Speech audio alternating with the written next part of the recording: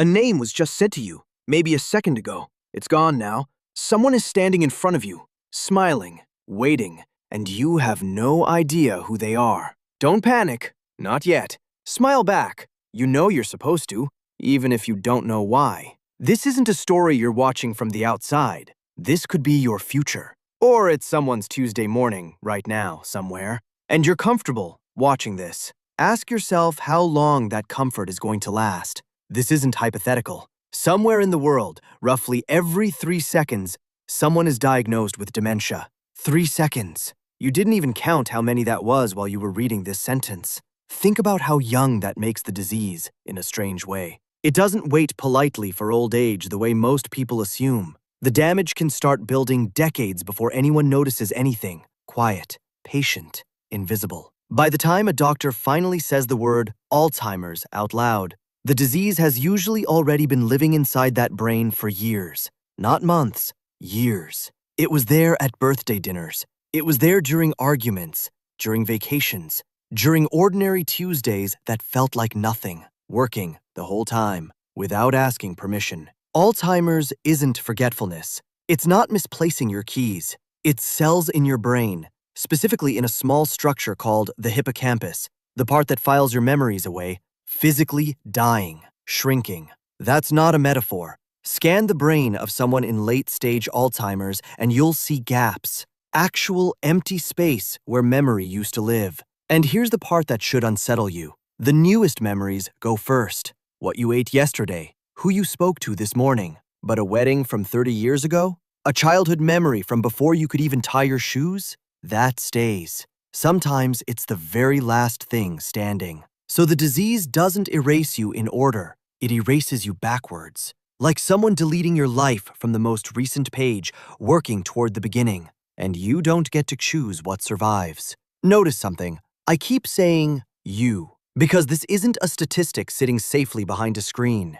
This is a future version of you, or someone who already loves you. And right now, you're watching it from a safe distance. That distance doesn't stay safe forever. Picture this. You wake up. The room is yours. You know that much because the curtains look familiar. But you don't know why you're here. You don't know what day it is. You're not sure if it's morning or if morning already happened once today. Time stops being a line. Yesterday, today, 20 years ago, they start sitting in the same room together at the same time, like guests who never left. Here's something neurologists have been circling for years. Your brain doesn't store one kind of memory. It stores two. One remembers facts, names, dates, faces, the plot of your life. The other remembers feeling. Not what happened, how it felt. In Alzheimer's, the first one goes early. The second one holds on. Much longer than anyone expects. Which means one day you might not remember your daughter's name, but when she walks into the room, something in your chest still warms. You just won't know why. Sit with that for a second.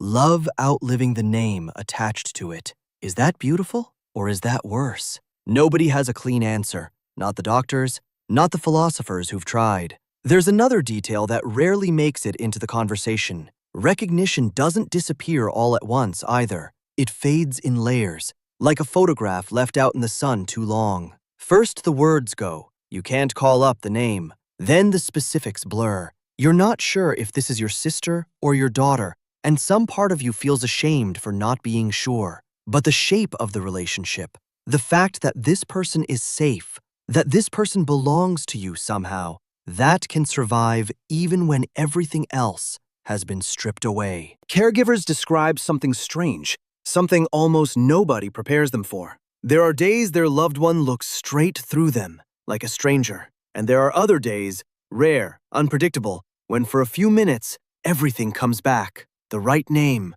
the right memory, a joke only the two of them would understand. And then it's gone again, sometimes within the same conversation. Doctors have a word for that pattern, but the word doesn't matter as much as what it does to the people living through it. Imagine grieving someone who's still sitting across the table from you, grieving them in pieces over years while still setting a plate for them every single night.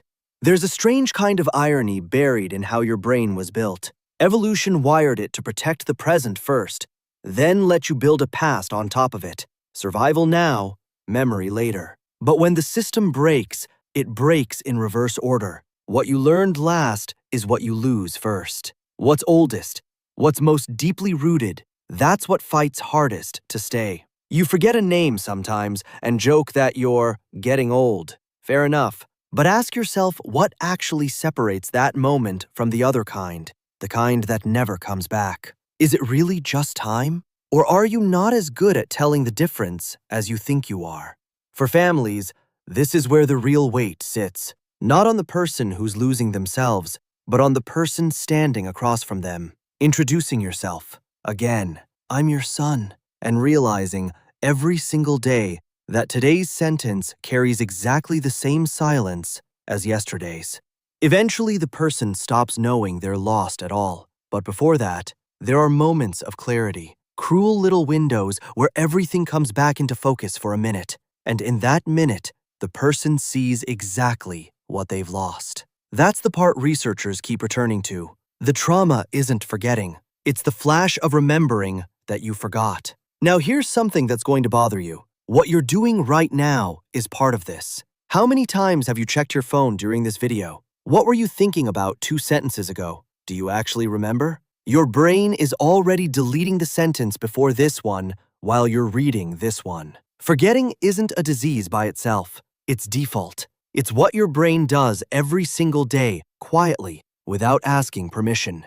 Alzheimer's doesn't invent the mechanism. It just speeds it up, strips away the mercy, and makes it permanent. You're already losing small versions of yourself constantly. Every memory that fades is a version of you that existed once and now doesn't. The you that lived that exact moment, that version is already gone. Uncomfortable, isn't it? Good. It was supposed to be. Try this. Try to remember exactly what you had for dinner 4 nights ago. Not roughly, exactly. The plate, the taste, who you were sitting with, what you talked about. Struggling already? That gap, that little blank space where a real moment used to be, that's the same mechanism. Just smaller, just kinder. For now. You've been editing your own past your whole life without noticing. Every time you retell a memory, your brain doesn't replay a recording. It rebuilds the memory from scratch, and it gets a little different each time, which means the version of your childhood you're carrying right now isn't the original. It's a copy of a copy of a copy, quietly reshaped 100 times over, and you never signed off on a single edit. You're going to scroll down to the comments in a minute. I already know it. Maybe you'll type, "This reminded me of my mother." Maybe you'll type, "I didn't want to watch this, but I did." Ask yourself why you're still here. You're probably expecting a solution now. A list. 5 things to protect your memory. That's not coming. Science still can't stop Alzheimer's. It can slow it, delay a symptom here, soften a decline there, but it can't reverse it. A dead cell doesn't come back online. An erased moment doesn't get rewritten. The only thing families can actually do is stay, even after they stop being recognized. Love someone who no longer knows your name. Keep asking questions that won't get answered. That's not a solution. That's just learning to live inside the damage. There's no supplement that reverses this. No puzzle app, no diet, no discipline strong enough to outrun it once it's decided to take hold. People will sell you the opposite.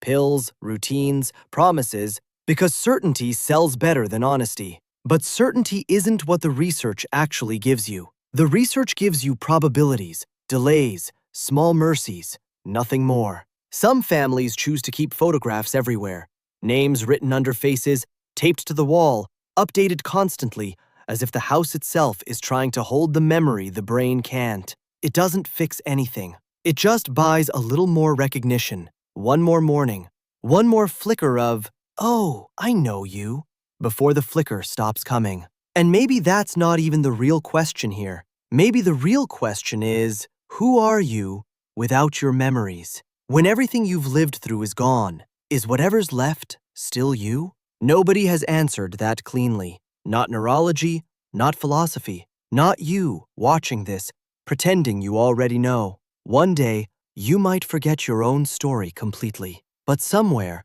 someone will still remember it for you. Maybe memory was never really yours to keep. Maybe it was always on loan, held in the hands of whoever loved you enough to hold on to it.